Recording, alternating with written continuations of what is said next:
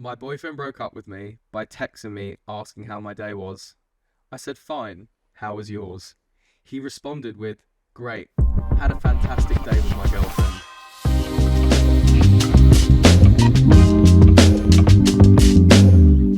Hey, welcome back. Welcome. That's in the intro, so I'm not speaking. It's good to be back on the couch, giving the unqualified advice that no one ever asked for on a regular basis. If everyone could take a moment before we get in and deep dive, take a moment, like, share, subscribe, follow. We're on all different types of audio listening platforms. Would very, very much appreciate it. So I'll give you a couple of seconds.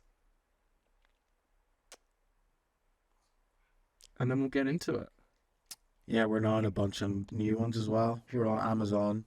We should be on Amazon. We're on a few others. I need to get the list. Yeah, but very nice. There's like 6 or 7 we're going to be on now. Growing, baby. Yes, sir. Let's go. Yes, sir.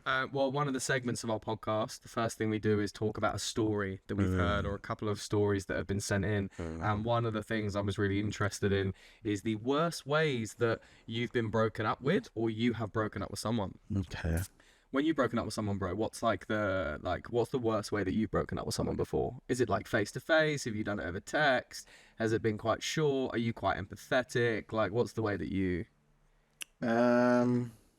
It's not an easy conversation to have. Yeah. You put it off. Like, you can put it off for a while because, like, when is the right time? I think for me, when it came to breaking up with someone, it was more so of like knowing that I need to do it, but ignoring it because I didn't tell anyone that I was wanting to do it. Doesn't make it real. It doesn't make it real. So as soon as I take the first step of telling someone that I know that I want to break up with them, it forces you to then take action because you would look even more like a dick if one of your friends knew you didn't want to be with the girl, yet you're still like leading her on for 2 to 3 weeks. So I think that was the first thing for me, telling someone, and then after that, it just all like kind of fell into place, I think. But I don't think I've ever broken up with, this is like me speaking from my point of view, so to them it could have been horrendous. But in my head, Absolute one of them car crash of a scene. One of them was just in person.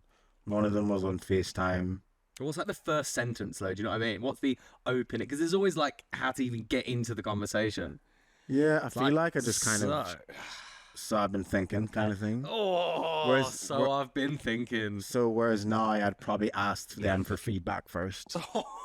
So I'd be like, how do you think? How do you think it's been going? No, that's no genuinely. That's what a job would do. You know, if your boss sits down, he's like, so how do you think your performance has been? That's how I think feedback should be done. Though you should ask people for their opinions on a situation, let them voice their side, and then you can then go, okay, I hear you saying this is what I think. Because then it becomes more of a conversation and less of you like telling them I'm unhappy, this, that, and the other. I can feel it. I haven't done that because I wasn't as fucking self-aware and emotionally intelligent the last time I had to do it. But yeah. So we're just gonna go through. We're just gonna go through your performance review over the past year. How do you think your performance has been? We've broken down into a few different categories: team playing, self-development, emotional, sexual intimacy. How do you think it's been? Me. You know, the last time my last missus, I remember I got home from work and we had a bit of a bust up, and she was like, "Hey, this just." You know, we'd had a couple of them and she was like, hey, this just isn't working, is it? And usually I was like, hey, no, it is. Like, we can work. Like, everything's fine. And the first time ever, I just went, you're right. It's not. And I could see that look in her face of like, huh? I was like, no, you're right. It's not. I think we should break up. And it was like that quickly. It was that. And I was what was the conversation after that? It was actually like really nice. Interesting. It was so weird. I had felt, it was so weird. Is something wrong with it? It's like cutting in and out. I can hear you. It was so weird. I had, for the first time, felt really, no, this is, what? It's like going in, it's like cutting off one side. I can hear you perfectly fine. No, on mine it's not. If you listen to this. Hello. Okay, it's fine now. I'll just start that bit again. It was so weird. After that had happened, I had felt for the first time closer than ever.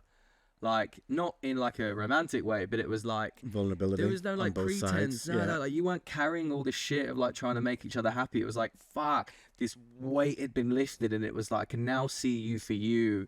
because I'm now no longer the responsible person for you. And I was like, I now see you as a human being because I don't I'm know even if that's stressed about it. yeah, I don't know if that's bad to say, but it was like, No, that's fair. and then the next night we had like pizza together, and we laughed more than we had laughed in ages. And it was like, you know, we knew it was over, but it was like, Can you not put your shoes on my fucking sofa, sorry. by the way? Thank God that bit's cut off because my mum saw you with your shoes on the sofa. She'd be like, what the hell is going on? Take your shoes off if you're gonna. Actually, we got socks on. Yeah, Thank God. I got socks on. Oh, Yeah. Baffles me that you do that. fucking white people. Nasty ass shoes that you're walking these streets in. Oh. Alright, go on. Not even your sofa. Just that noise. You in would the have gotten a background. backhand in a Caribbean family. You'd have got it straight to the back of the head with a spoon. I would have called Childline. Yeah, they would have been like, yeah, you're not showing up. Right, go on. And so it was like we'd laughed for the first time in ages, like more than we'd ever done before, and it was really nice. It was nice. It was an awesome feeling. But yeah, I think there's so many interesting ways. I think that, you know, hey, I need to talk about. It's so fucking nerve-wracking. I think getting that over text. If you imagine getting that over text, like, hey, I think we should talk later. That's an awful thing, right? Yeah. No, I because wouldn't saying send we that need to talk message. later, and then like they have this 6-hour window of just like waiting to I wouldn't hear do feedback. that. It's horrible. No, I would never do that. I would never send a message saying, hey, can we talk later? If it's going to be something negative. Well, one of the stories I found, one of the stories that was sent in was 7 years on, all I got was a text message. Oh, wow. That's brutal, man. That's brutal. Like 7 years, and all I got was a text. Like, oh, that's a lot, man. That's a lot. Like, you got to think, like, how bad was it that, like, You need more that's detail what it got on to. that. But just that alone, you know Yeah. what I mean? Like, I feel I that need this more context. Because after 7 years, it would take a psycho to just send a text. That's all I got, but there must be something. must be something awful else. Must have been happening. What have you done Yeah. to just- let that person think you only deserved a text message? You'd also think that they were living together at this point. So were they just like in separate rooms? And it's just like, I don't know. There We're has done. to be more to that than just a text. she dumped me by saying she was going to a special treatment center for an eating disorder. Instead, she fucked my best mate. Yeah. Wow.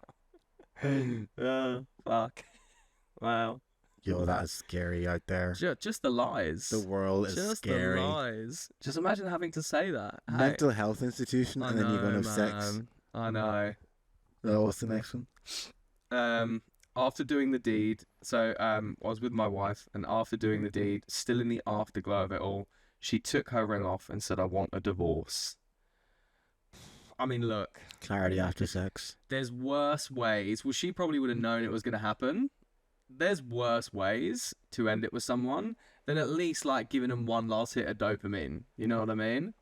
Like at least one more round before it's all One over. more round. Do you know? They could have had another round after she said she They wants to could have divorce. done. They could have done. Yeah. You know, but it was nice that she was like, "Hey, listen." It's like that scene in Wolf of Wall Street when Margot Robbie, you know, her and Leo, obviously, like, you know, the characters, yeah, they got on it. They shagged one more time, and then she's like, "Yeah, done."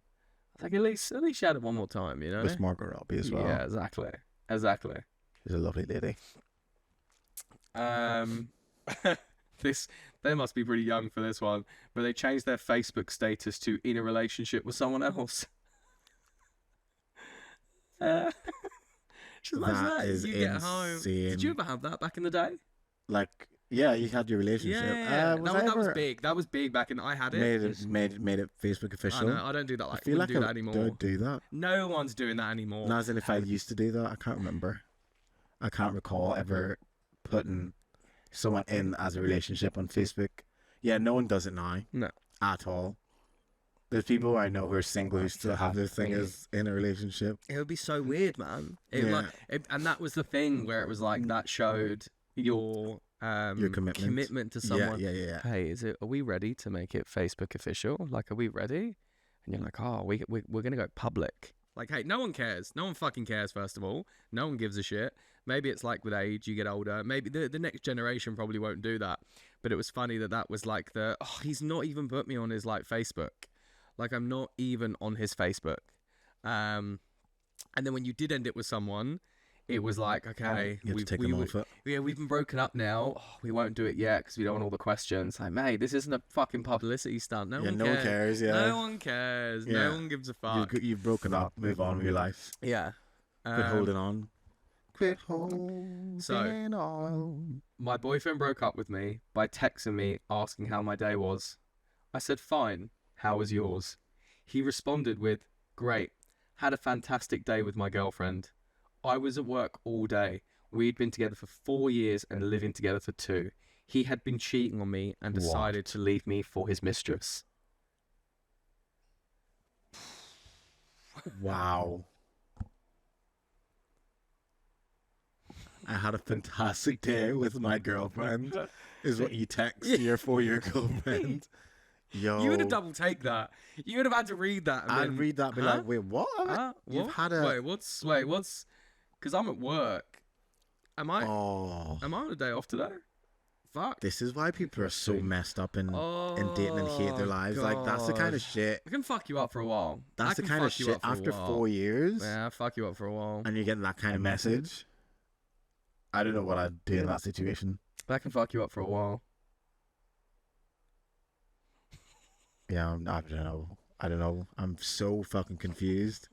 Well, this actually does lead us onto our main topic, onto the hard truths about dating. Some hard, cold facts. Yes. Do you want to kick off, mate? No. I took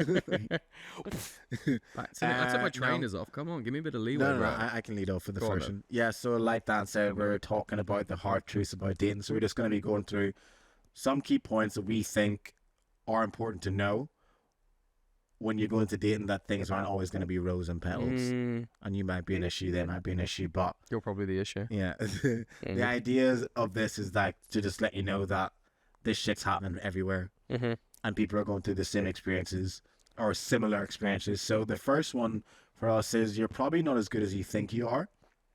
Is one of our first hard truth of the pod. You're not as good as you think you are, because we have a situation now where people are complaining a lot about the dating world and the dating landscape and how it's shit, and men are shit, women are shit, they're not emotionally intelligent, they can't hold a conversation, they don't ask questions, they don't make time for me, they don't make an effort. But sometimes it's important to take a bit of self-reflection, think, okay, are the things that you're asking of a potential new partner, do you actually hold those things within you? If you're looking for a man or woman who's emotionally intelligent, are you actually emotionally intelligent, or do you just think you are? Like, you can be emotionally intelligent, you can be self-aware, but how does that like portray, or how does that come across whenever you're actually dating? Do people see that emotional side of you? So if you're not an emotionally intelligent person and that is what you're expecting from a partner, then I don't feel like that's something you need to be complaining about, if that makes sense. People probably chase the kind of person that they want to become instead of like becoming that person. Exactly. And the thing is, you're probably not as bad as you think you are, but you're definitely not as good as you can be yet. Yeah. And so I think it's always going to the situation as like a white belt, always trying to be open to just like bettering yourself, being open to just potentially being shit in an area of dating, whether it's like, you know, first dates, whether it's communication, whether it's like knowing how to like build rapport, whether it's knowing how to navigate dating apps, whether it's knowing how to navigate going out to bars, whether it's knowing how to navigate how to sell yourself, because that's what dating is. It's selling yourself, basically. You know, it's like going to a job interview. It's like, you know, you want to impress that person in some way. Like, you know, that is like what it is, basically. You know, you want to give them like a little snapshot into you as why they should continue the conversation or even give you like that coffee date. Exactly. So what's your USP, you know? And I completely agree. And also when you think of like communication, everyone knows is like a massive part. Stop licking, please. Is like a Sorry, massive. You too, Oakley. Yeah, communication is a massive part of dating, and the thing is, a lot of people can complain or say they want someone who's really good at communication, but at the end of the day, it's a case of, but are you good at communicating? Because whenever you have a problem, you struggle to communicate with your friend about it. Whenever you have a problem, you struggle to communicate with your mother about it, or your boss about it, or whoever about it. Or you're afraid to even send your wrong order back in a restaurant. Like, those are the kind of things that if you aren't able to do, you're not going to be able to handle someone who's a good communicator. Because what a good communicator done, especially on top of that with being self-aware and emotionally intelligent is that a good communicator is going to give you feedback on what you're shit at or also what you're good at. So if they're telling you now, okay, by the way, I don't like how you dealt with this situation. For example, I didn't like the fact that you were 30 minutes late to our date and you didn't think it was a problem. Like, that was annoying for me. If they communicate that to you and then your first instinct is to go on the defense and combat that kind of approach, then you can see that there's going to be an issue there where you actually can't handle someone who's able to communicate, because maybe before in the dates or the relationships you had before, maybe the communication was shit. Maybe it was horrible. Maybe it was toxic. Maybe you didn't actually know how to communicate because all that ever happened was just shouting and distaste for each other or disagreements. There's no actual let's sit down and fix this together instead of like mashing it up. And then when you do actually go into a relationship where you meet someone who is communicative, it's like a fucking wow, what's going on here? You can have a really shit relationship and suddenly want someone who's 10 times better, but it's like has that almost created like another level of who you are and giving you this sense of like, yeah, like a lack of communication. And, you know, like if you have been in a really bad relationship and you've built a load of insecurities, then you do find someone who's really secure, you're going to project a lot of that onto them. And even though that's the kind of person you want, you kind of need to level up in a way with them or without them, but you need to be able to level up to kind of match that, because it can be really difficult otherwise. Like, it can be really difficult because it ends up that other person being that project manager. So, you know, I think that's definitely one of the hard things to know about dating is, you know, usually the kind of person you want is the person that you really want to be. So become that person, and then that's the kind of person that person would want to be with. And also, if you become that person that you want to be with, you're going to attract that person. For sure. Like, if you're not the kind of person that you need to be in order to have a successful relationship, you're going to end up meeting people who just aren't going to be that kind of person that you want to be. Like, your vibe attracts your tribe, as they say. There you go. So if you're a piece of shit, you're shit at communicating, no emotional intelligence, lack of self-awareness, those are the kind of people you're going to end up around, because that's who you're probably going to even just not like gravitate to, because they're just going to be on your level. Especially if you date someone, I find sometimes whenever people date someone who they now see as like, fuck, they've got their shit together, it's kind of like a wake-up call to them thinking, actually, maybe I'm not as good as I thought I was. Maybe I do have a lot to work on. It's hard as well. Like, it's hard to know that. Like, it's hard. That's why dating's good, though. When you realize it, people are like, fuck. And it's not something nice that a lot of people want to admit, because it like beats your ego. And I think that you may think you're a lot further ahead than where you thought you were, and then you may feel like you've now taken a few steps back. So it definitely can be difficult. And that's just one of the hard things. You just got to like come to terms with it. A lot of people will like, what is it? A lot of people will trigger certain things in you that make you realize things about yourself, you know? But that's the thing. People think that it's like Esther Perel talks about it, that people think when it comes to your self-development and your self-improvement aspect of your life, that you can go over here in your little bubble, do all the work, perfect, read the books, listen to the podcast, have those conversations with your friends, telling them this, that, and the other. But have you actually gone out there and put into action? Have you gone on a date with the new knowledge that you have and put into action? Has someone triggered you by saying something or doing something, and then you're able to respond with the learnings and the teachings that you've done? Have you done that? If you haven't, then all of what you're doing, all the podcasts you listen to, all the books that you're reading are completely pointless. Because that's the point of doing all that, isn't it? You're not just reading these books. You're not just absorbing information just You're for not the just sake doing of it for the sake of it. You're doing it because you know that in order to do this, you need to put it's it into going to action. build relationships, whether with your friends or in a romantic sense. You're not just like, oh, I'm just going to listen to all these relationship podcasts so I can be a better person. But what's the point of being a better person if you're not going to build relationships around that? And that's the like half of what human nature is to build these relationships. Whether you have great relationships or not, people need it in order to live a very, very happy life. I think reading without any action just pretty much leaves you in the same place you were before, because you have no reference point of what to put it against. It's like reading loads of sales books. You can read loads and loads and loads of sales books. Understand the theory. And when you jump on a call and someone tells you to fuck off, you don't know how to objection handle. Like, it puts you on the spot. So, like, you can read so much, but until you do it, until you do the actions, it's all just theory-based. One of the other things that I thought was really hard to know about dating is there is no such thing as the one. There's Correct. no such thing as the one. I'm I think just waiting for the one. I know people have this unrealistic expectation that this person is going to come in their life and it's going to be like Prince Charming, has just coming out of nowhere, and they've looked completely different to every other person, and they've swept them off their feet with this amazing amount of chemistry and flair and fireworks. And it's not to say that you can't have like a level of excitement about someone, but someone isn't the one. You know someone is the one by how long you last with them. Like winning at being in a relationship is about staying in the relationship and like working on it, and like if you're able to develop it, there's no such thing as the one.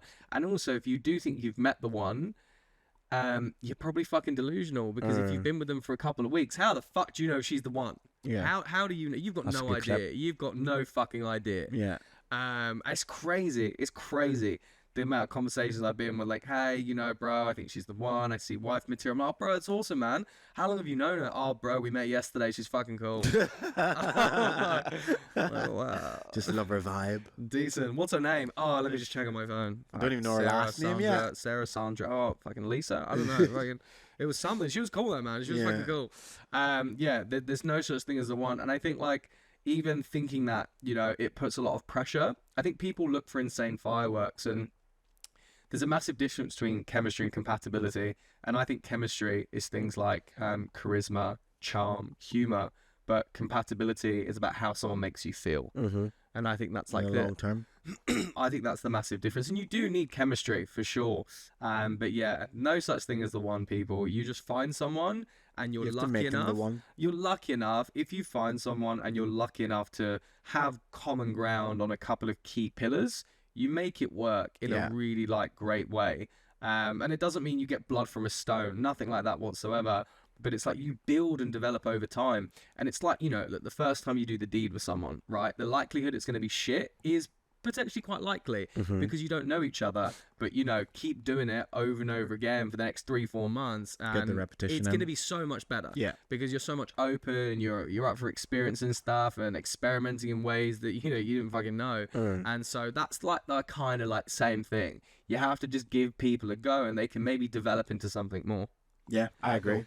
I think when it comes to people thinking that there is one, I think you have to make someone the one. I think you have to meet that person, have a bit of chemistry. There's some compatibility there, but that's obviously not enough. Like there's going to be so much life to live with this person who you think is going to be the one that you're going to have to work towards, because the person that you're going to meet in 2023 in December when you're listening to this or whatever we've decided to post this, if you meet someone at that point, that same person is not going to be that person next year or 2 years after. They're going to be so different. Life is going to change. Life is going to come at them. They're going to lose a loved one. They may lose a job. They could be out of a job for 6 months. So that person that was very happy in a job with a mother, father, and whatever may not have that same situation in 3 years. And then you're going to have to figure out, actually, how are they handling this? Do I love them enough to actually go through this heartache with them? Do I love them enough to actually fight through this and build? And then when you figure that out, then it's like, okay, maybe they're the person I'm supposed to be with, because all these things that I need to do with this person, I actually want to do, in comparison to the girlfriend that I had before, where it's like, oh, I could think of nothing worse than fucking picking her up from the doctor or something. Whereas with this new person, what time do you need me there? Think about yeah, you don't even think about it. Do you need me to drop you? Do you need me to pick me up? Do you need me to sit there? All these little things in your mindset changes whenever you meet someone who ticks all these boxes, but you don't just tick them because they get ticked. You tick them because you actually have to do the work in order to make the relationship worth. I know, just like hitting Oakley in the He's like, back. bro, I get it. But yeah, you know what I mean. I think a lot of people as well, when they, I think a lot of people, when they first get into, stop that point again. I think a lot of people, they base, you know, what they like about that person versus how that person makes them feel. And that's normal. You know, you get into something and you're like, oh, this person, they've got this great job and they've got this and they've got that. And it can be really overwhelming to look at that person's life and what they've created and use that as an excuse for what you like about that person. But I think it is really important that you assess over the first few dates is their intent and how they make you feel, you know? And that can be something really hard when it comes to dating because you can be swept away so much in the existence that they've created, but you have to understand how willing are they to put you into their existence, you know? Yeah, I'm like 50-50 in that one, because I think there is a dichotomy between how they make you feel and how you feel about them. Because like, you can meet someone who makes you feel loved, they're very attentive, they do all the things that you need them to do for you, but then you look at them and think, but I don't want to do that for you. You know what I mean? Like, they can love you, because I'm sure there's plenty of people out here who will be listening to this, who there's been a situation where they were so into their partner, like they were in love and they would do everything for them, but then their partner looked at them and thought, but I wouldn't do that for you. So Why is that then? but so for example, their partner could have thought, she makes me feel so loved, she does all this for me, but I look at her and I don't feel the same. I don't feel the need to do all these little things that she does for me, because that's just not how I see her in the situation, and I don't want to be with her. Does that make sense? Yeah, but maybe that's because you don't value that coming from them. Like, maybe that's why. Like, if you enjoyed how that person made you feel from someone that you value, well, then it would mean more to you. No, that's the main. So like they would then give you, you look at that person thinking, you don't make me feel the way I need to feel in order for this to go the distance. Mm-hmm. But they do all the things that should make you feel that way, if that makes sense. And that's only because that person that you're with probably just isn't for you. You know what I mean? Okay, yeah. So, like, in what areas then would you, like, if you were then to call out and go, but if that person was making you feel loved, what would be the reason why then you weren't into? Oh, yeah, it could be a number of things across, like, values and, like, what they're interested in and, like, where they're going in life and stuff like that. For sure, like, it's not a black and white area, but I think that, I think, you know, as a general, it's easy to get lost in just, like, one side of the coin. Yeah. So you think you shouldn't worry about what you feel about the person, you should worry about how they make you feel? I think you can get pulled away massively in, like, thinking this person has such a great job and they're so attractive. You want to be attracted to someone. I'm not saying you don't want to, but this person has such a great job. They have such a great social life. They live in such a nice place. Like, they're so funny. They're so charisma. But, you know, how they make you feel is pretty unheard, unlistened, unloved, unwanted. I think that's a really important thing. Yeah. You know, because so many people are with people on paper. They're amazing. Yeah. You know, but it's like, yeah, but how do they make you feel as like a partnership? Because they can be great at being single. There are some characteristics that work so well as being single, but when you bring that into a relationship setting, they don't work great as a partnership. And so I think that's why the other side of the coin is more important when you're trying to build something with someone. Like, you want them to have certain values, but I think you want to really understand that they make you feel a certain way. Yeah, fair. Yeah. Fair.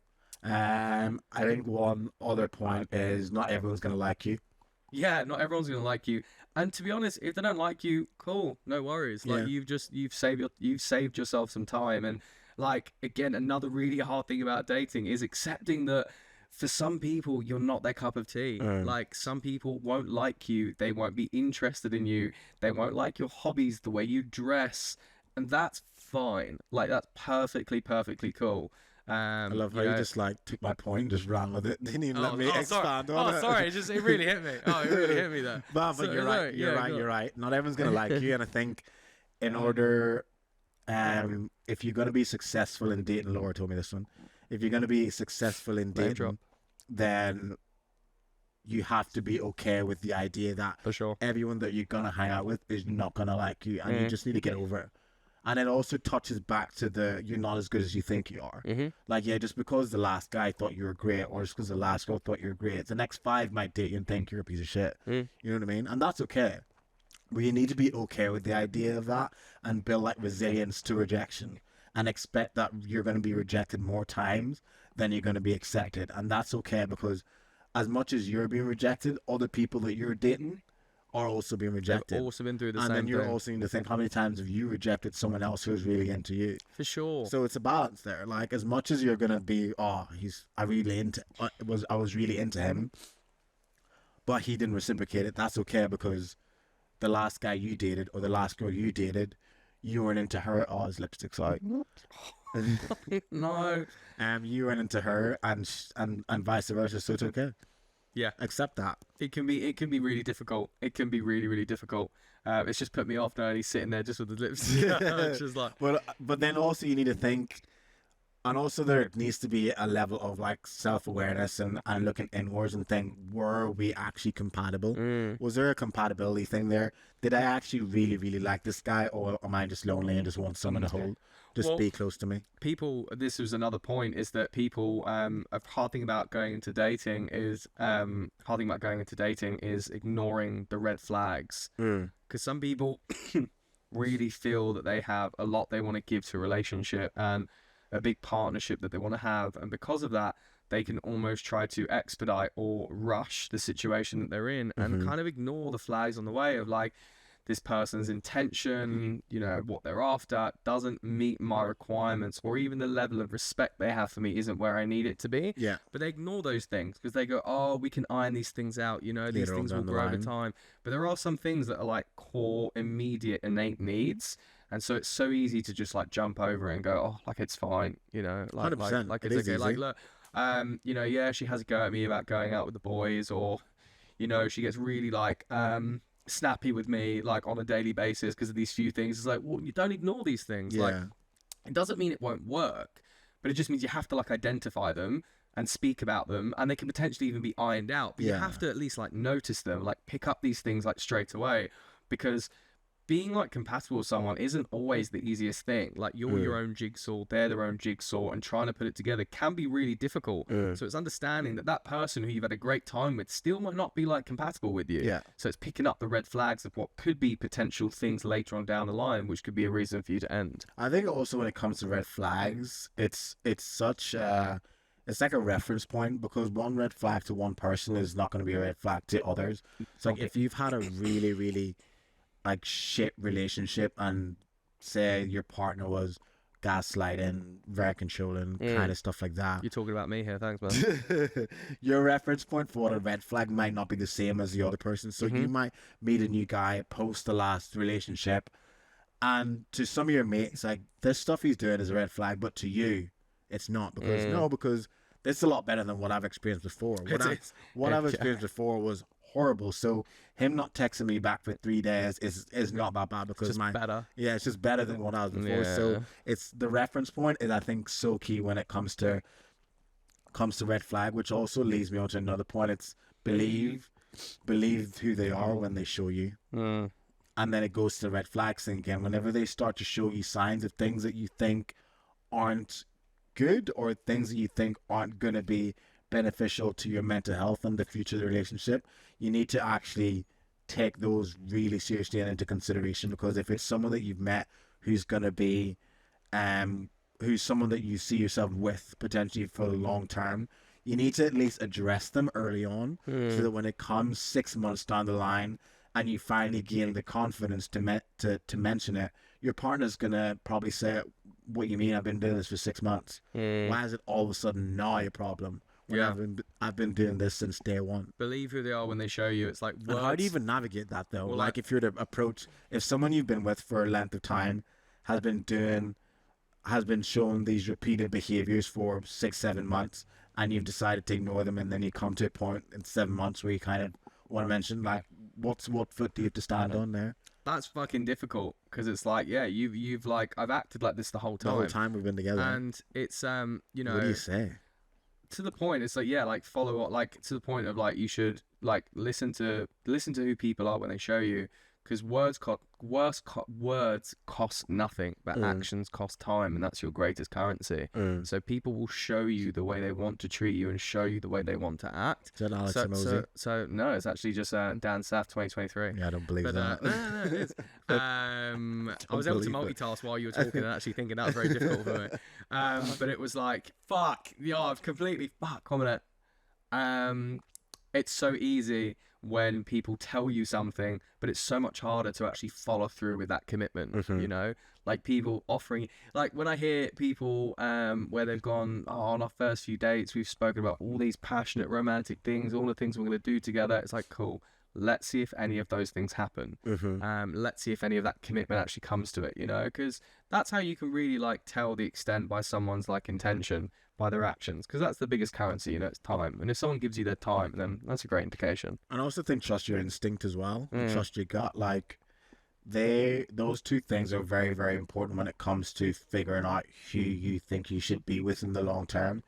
Because there's a lot of people who would say, "Oh, I should have trusted my gut," and people used to think, "Oh, whenever you say it, trust your gut," that it was kind of like just this fairy tale thing. It's just a saying, but there generally is like um science behind it, where your gut actually is a part of your body that genuinely can tell you when there is something wrong, or where your body is exhibiting these kind of reactions based off someone's I guess someone's action. I'll just say the word actions again.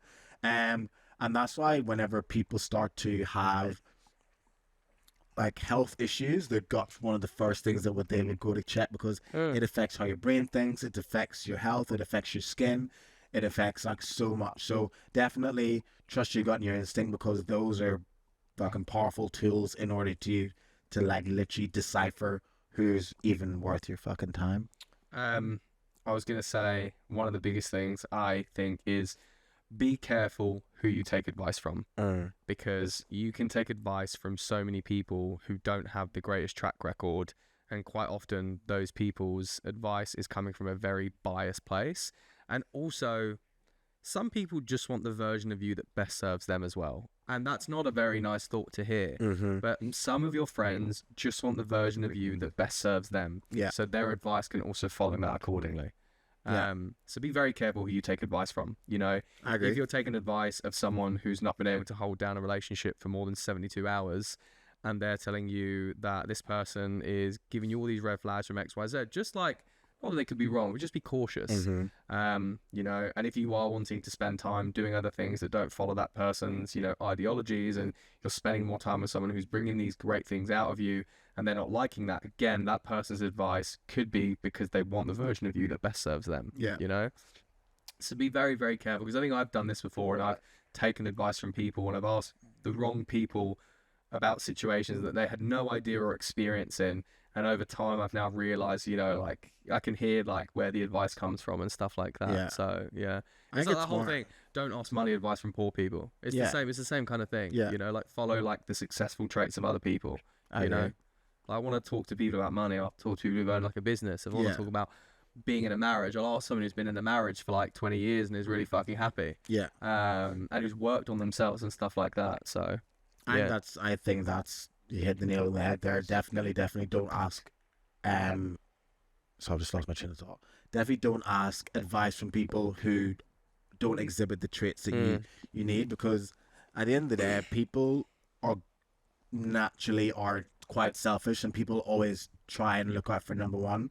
And if that person that you're going to for advice or for help is not in a place, even if it's not even just even if they're just not in a place in their own life where they've just got their own shit they need to work on, then I find that it's just pointless asking them. But also, it's also important to no, wrong lead.